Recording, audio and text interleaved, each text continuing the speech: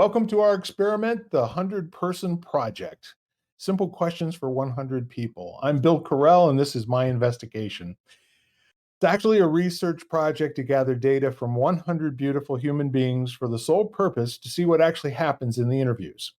Now, the questions are going to be all fixed, and the interviews will remain consistent, with the variable being the actual participants themselves. And it's almost as if I'm having you come sit on my porch, Genoveva, to share your ideas so I can learn about people. We're looking forward to what we're going to discover when we're done, and not quite sure what it's going to be, but this is going to be fun. So you'll get to know our guests through the interview, and let's dive in. It's my distinct pleasure to introduce my guests. Well, how about I let you do it for me? What is your full name? Genoveva Padilla Person. Lovely. Tell me about that middle name. That's beautiful.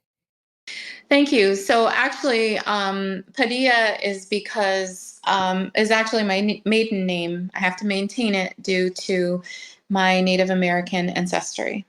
Nice. Good for you. So what is your favorite nickname that most people don't know? I would say Viva. And a lot of people call me that because it means life. It does. Viva la France, right? Right. So when did you first notice what color hair you had? Oh, that's interesting. Maybe when I was younger, I guess. I don't know. I've definitely different color. It's gotten lighter as I've gotten older, for sure. Yeah, do you have a time when you noticed that you had hair? Probably, maybe when I was in kindergarten. Yeah. Yeah, I always had really, really long hair. Interesting. Yeah. Now, what is your favorite thing to do to intentionally waste time? Oh, intentionally waste time. I don't know. I don't really like wasting time, so that's a difficult question. Um, I guess maybe it would be to primp myself, just to, I don't know. I think that's a big time waster. You spend much time doing that? Truthfully, possibly. And I'm pretty social, so I don't know if that's a time waster. So that's kind of an odd question. They're all odd. Yeah.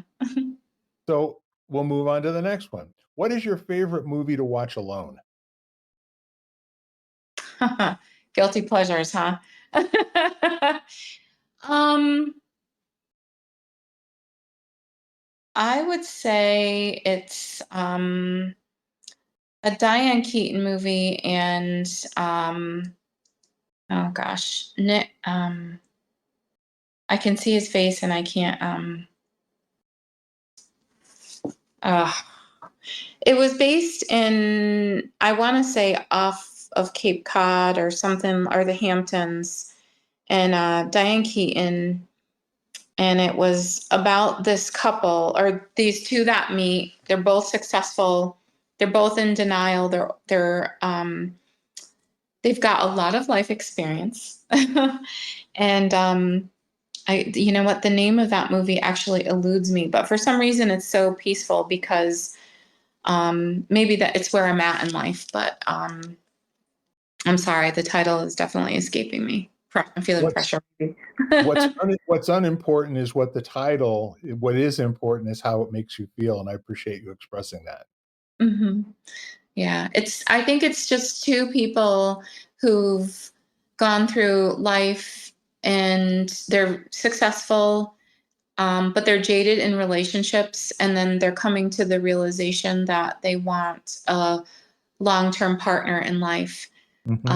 That's committed to each other and supportive of each other's endeavors. And I think they form a friendship through an interesting trauma. The gentleman, Jack Nicholson. Okay. Something's Gotta Give. That's the name of it. There you go. See what happens when we take the pressure off? Yes. It's a beautiful thing. It is a beautiful thing. Oh, Mhm. good. And so you think you'll watch it again sometime this week? It's a good possibility. Now that Especially you've now that you mentioned it, I remembered your haven't name, watched it in a right? while. Yeah. Excellent. All right, so number 6. If Okay. you were to have an action figure made of you, Viva, what superpower would it have and what would the colors of its uniform be? Huh. Um, I think the colors of the uniform would be gold, and the superpower that we would have is healing capabilities. Say some more about that. Well, my Native American name actually is Medicine Eagle. My father, who is a registered, we're both registered in the Isleta del Sur Pueblo, which means Little Island of the South. It's Right? the south most southern Pueblo people. He actually named me Medicine Eagle because typically I like to make people feel better. So I think that that would be, yeah, my superpower. The Mhm. great superpower. You could do a lot with that, couldn't you? I could. Yeah. I think you do, as a matter of fact. Well, thank you. You're welcome. What did you want to grow up to be when you were 5 years old? A mom. Yeah. Other than that, I really didn't have any idea, and I'm still kind of searching for that as we speak. Now that mom, is empty nesting, um, I think it's time for new endeavor. So, yeah. Mhm. Wonderful. Along those lines, what is your greatest accomplishment? Hmm. Producing humans that contribute in our kind in this world. Mhm. I think that would be my greatest accomplishment. It's a pretty darn good one. Thank you. You're welcome. Who is your favorite person to listen to? You. Say some more about that. Okay, I will actually. So interestingly enough, we met you know, where at the Chamber of Commerce meeting, at the Willimantic Chamber of Commerce meeting where, correct me please if I'm wrong, but you were the treasurer at the time that I met you. You Mine were might not have been treasurer, but I was definitely on the board. on the board. Okay. So we had just become the company that I owned had just like blown up exponentially, or was on the cusp, I should say, because it was pre-COVID. Mhm. And I remember your kind overall being and approachability. And I felt so comfortable in, talking to you in a new setting and meeting new people and having to introduce my company as, the one of the corporate sponsors for the chamber. And, new settings could often, deem uncomfortabilities, of course. And you certainly, for some reason, were just a comfort. And, I felt an instant connection with you. Yeah. I feel the same way about you. Like there absolutely was, a connection that was very quick and very easy, no doubt about it. And I appreciate that. We've known each other for several years now, and Mhm. it's quite a thing to in this podcast for you to mention that you like listening to me, and I do appreciate that. Perhaps So I it's. will. Oh, I'm sorry. I didn't mean to introduce. No worries. I said I'll try to step my game up a little bit and be continue to be listenable. Okay. Well, I also wanted to just tell you, your professionalism and your thought processes are most welcome. Your tonality is certainly something that I don't know. There's just such a level of comfort around being around you and in your presence. I think you have a lot of wisdom and life experience, and that you have an aura of good intentions. So Wow, that is a lot. Thank you. you're welcome. I'm going to spend a minute or two after we're done really kind of thinking a little bit about what you're saying. And if there were um, a design to my life many, many years ago, a lot of what you're saying has just come out. Yeah. Okay, so it I was intentional absolutely, I absolutely then. wanted to be somebody who was not only trustworthy and comfortable, but also very intelligent and also be able to know when to know when to be quiet. So, Okay. all right, enough about me. So, please complete this sentence. When I grow up, I'd like to. When I grow up, I'd like to be able to maintain Maslow's hierarchy of needs comfortably while helping others. That's very interesting. So, where on the hierarchy would you place yourself? Where would I place myself? Oh, um, let's see. So the five, and correct me if I'm wrong, are shelter, food, um, heat, shelter, food, heat. What's the other two? Psychological, I think is what the other one. So Yeah, I there's would the say, survival. That's a what, survival level. Yeah. yeah. So right, survival. I would say that that's me right now. Yeah. Yeah. Stylish survival, I would say. Oh, thank you. I'm a little bit messy. I just came from the gym from working out with Good my for you. tribe. Thank you.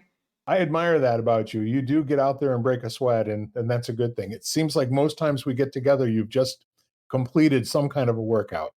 Thank you. Yeah. It's helpful overall in your well-being. Yeah. Mhm. So that's an interesting place for the next question. What's the most important thing in life to you right now? Yeah. It actually is working out. Yeah.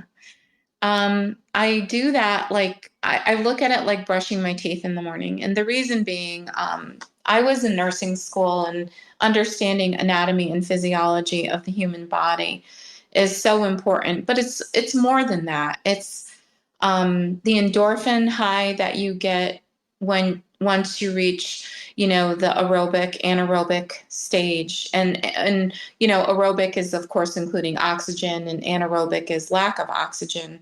Right. But once your endorphin level gets up there, I call it your happy pills. I'm like, you must be a crazy person if you're not happy once you're done working out. So I call that like taking my happy pill in the morning. And it's not just about that. There's so many different aspects of, working out that I find beneficial to where I'm at in my life right now. And that is a supportive tribe of people. I think there's a movement in this country of, you know, of especially women to support one another. And to not be quote unquote catty and gossipy, and to be able to compliment each other, and want better for each person or as an overall unit. um, Yeah. there's something to be said for that, and there's actually tangible evidence which we never had 20 years ago, um, of oxytocin being brought out when you compliment somebody. It actually, elevates the brain levels. So there's multifaceted purposes for exercising. And so where I'm at in my life, it's definitely really important for, it's a platform. Yeah. Yeah. Baseline for everything, huh? Hmm. Absolutely. Mental and your overall well-being. Very clear. And that says to me that your foundation is strong. Well, thank you. I try. I think I found something that's working. Yeah, and you've definitely gotten inside of it both physically and intellectually. It's something that you are on a mastery path for. And the difference between, just doing things like to complete it and doing things to see what it feels like and to experience new elements of yourself, that's the mastery path. Yeah, absolutely. And just to add in a little bit, the extra benefits are, I had I've lost now nearly 100 pounds since 2007. So it's been Wow. yeah, long processes. Um, I've pushed myself probably farther than I ever thought that I was capable. But it's a self movement as well, because you're not really, yes, you're competing with others, but no, you're not. You're competing with yourself when Hmm. you work out to be better than you were yesterday, whether it be to take a couple extra running steps or, like setting mini goals. And it really translates. And this is, I guess, now that I'm talking out loud and processing, it really translates into life goals. You take a couple extra steps, maybe, you save some more money towards retirement, or you get better credit so that you're able to obtain a nice house, or, go on a nice vacation or whatnot. So, I mean, it really, is parallel along lifelines if you want to take comparisons. So I've lost weight. I've been through a couple car accidents, unfortunately. One of them actually, they I went in because my back was bothering me. And, working on your core and everything is so important. But again, like the overall well being and the health, I could have sat there and said, I'm just going to, feel sorry for myself, pop some pills. And I don't do that. I get up every day and, I push myself to try to do better, to feel better, so it's like I said, it's multifaceted. So I'm sorry to go out on fun tangents. That's what I Well, do. this is your time to do that. And as a matter of fact, every time you open your mouth, it gives an insight to the warrior spirit that lives inside of you. And it's really an amazing thing to hear someone who says, I can't picture just sitting around and growing old. Thank you. When See, so many, that's why I really love you. I really love you as a good friend, because you are just like, you find that like overall, goodness in people, and you're also inspiring, you inspire me as well. So, and validate perhaps what I'm trying to do as well. So thank you. yeah, and you do know that, as you said before, the oxytocin that happens in both the giver and the receiver, right? To the Yes. point where you're not sure who's giving and who's receiving. I know. It's a wonderful thing, right? Yeah, it's like We're in a co-symbiotic relationship. simultaneous goosebumps, right? Yes. Exactly. Especially in the crown of your head and the back of your arms, and yeah. That's a good way to step into the next question. What would you like to leave in the world after your life is done, Genevieve? Yeah. So, again, I somehow over the past couple of years, and, what I've shared with you in my personal struggle, um, of, I don't know if I should, I will, my heart got broken. And so, finding my warrior spirit and coming back, um, through all the tribes of people and the support groups such as yourself, being renamed Viva, which means life, is substantial. So, you know, I've held somebody when they died, one of my customers I had for 14 years. And it's the most humbling and honorable thing I think you can do, is to see somebody out and they trust you to that level. I think people, I'm going on a tangent again, like I always do, but I think people on a would use a death context as it's awful and things like that. But it can actually be one of the most beautiful experiences when you're able to say goodbye to somebody. Yeah. I think death, when it's sudden, I actually just had a good friend die yesterday. Oh, Last night I received the news, and um, so something I've struggled with is, I want like a best friend in life to hold somebody's hand and die of like a broken heart of true love. In that process, I was with somebody for 25 years and I was betrayed, that I know of concretely, for 10 years, and I was honorable to that person. So the respect was not reciprocated. So, you know, the rest of my life, I want to live it out and possibly find somebody that would do the same thing for me that I would do for them. But when I pass, like, going through the heartbreak and owning the name Viva as life, I didn't realize that I had it inside of me. So I want to live and I want to be remembered for making people happy and feeling better and educating them on that process, and that, you know what, being vulnerable and just being true to yourself, and it's okay, and that you don't have to feel scared about that. I want people to celebrate my life when I die.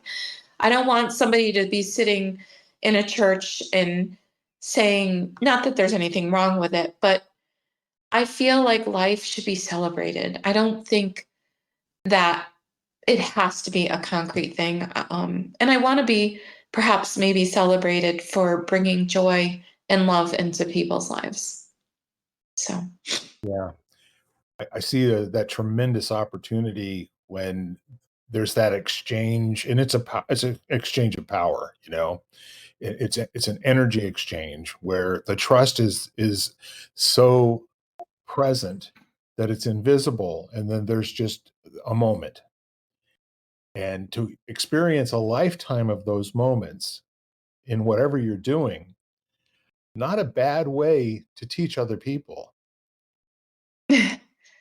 see, you're so eloquent in, how you translate what I just said. So thank you. Yeah, But, I think I feel like I do get you. I feel like there are some things that when you speak, it wakes me up in areas that were not awake, and very much appreciate that. well, thank you. I think that's a great legacy that you just spoke into existence. Oh, thank you. And believe it or not, we're at the baker's question. Okay, so when you and I go to our baker and we order a dozen of something, they always give us a 13th, right? Okay, yeah. Okay, so instead of 12 questions, we've got 13. And here's the baker's question for you. Okay. Genoveva, Miss Viva. What what is the thing that most people misunderstand about you? Hmm. Hmm. I think people underestimate me greatly. Um, it's interesting. I think, you know, um, growing up, because I was a non-traditional student in college, and in the time that I was growing up, we didn't have the advancements again of psychology, where learning disabilities were present or diagnosed. Right. There's been such a huge movement for that and a lot more support. Um, One of my dear friends, actually, Peter Valentin, he's local in Lebanon, Connecticut. He just authored a book that is with regard to autism. I was diagnosed with ADHD and as an adult. And so sitting in a classroom for me was extraordinarily difficult. And so a lot of things that people, you know, look at you sometimes when you can't stay on task or whatnot with the diagnoses of ADHD and you go off on tangents or I hyper focus. People, I think they misunderstand that for possibly ditziness or, quote unquote, stereotyping that. But if you sit and listen, obviously, I can be articulate and I'm highly intelligent. So I think that's where I'm underestimated quite a bit, So I've been in the presence of people that run multi-billion-dollar companies, not million-dollar companies, but billion-dollar companies. Yep. And I didn't realize with what I've done with the company that I previously had, took a lot of strength for me to get through. So I think I'm totally and grossly misunderstood when it comes to intelligence. Check, check, and check. So, do you have any questions of me? Yes, I'm curious as to Bill, what do you enjoy out of doing this podcast? And not just particularly mine, I'm saying what you're doing with the podcast in general. All right. So here's a news flash for you. I love people. Okay. No way. I don't sugarcoat the word or add any other spice to it. I just plain love people. And I love people who are authentically expressing themselves and who have this access, to a moment of lightness of being and just in the moment discover new things about themselves, in conversation. And it's a joy to me to ask one of these simple questions, and they are very simple, and watch you and others thoughtfully gaze out into somewhere in space and then come back to the gold. Uh-huh. It's I had a feeling when I started this about a year and a half ago that we're going to find out that people are not who they're told they are, but they're actually something different than that. Mm. And that I had a sneaking suspicion that all of us at the core, we're not that far apart. There's just, the things that we've learned that get in the way of what we know life is about, right? So, what do I get out of it? I get a lot of presence, a lot of little happy thoughts, some caring and sharing, but authenticity it's a really cool thing. And I very much appreciate who you are, who you've been in this podcast, and who you are in my life. You're a wonder, and it's been amazing to spend time with you. Well, thank you. And you know what? I'm honored to be here. Thank you for asking me and having me here. And I learned something new about you today, and I learned more about myself. And thank you for having me. You're very welcome, and I hear from people that's kind of what happens when you hang around Bill. So the last thing I want to do and say before we sign off is I want to invite all of you, our listeners, and you too, G. Call somebody, text them, send an email, send a card, a letter, whatever, and just let that person know that the world works because they're in it, and that you love them, and you hope that they're having the best day ever. And that's Agreed. it. Thank you for being a participant in our experiment, and thank you at home for making this all possible. Bye for now. Bye. You've been listening to Simple Questions for 100 People, part of the Exvadio Podcast Network. You can find every episode at exvadio.com/podcasts, the Apple Podcast app, Google Podcasts, Spotify, iHeartRadio, and wherever you find podcasts.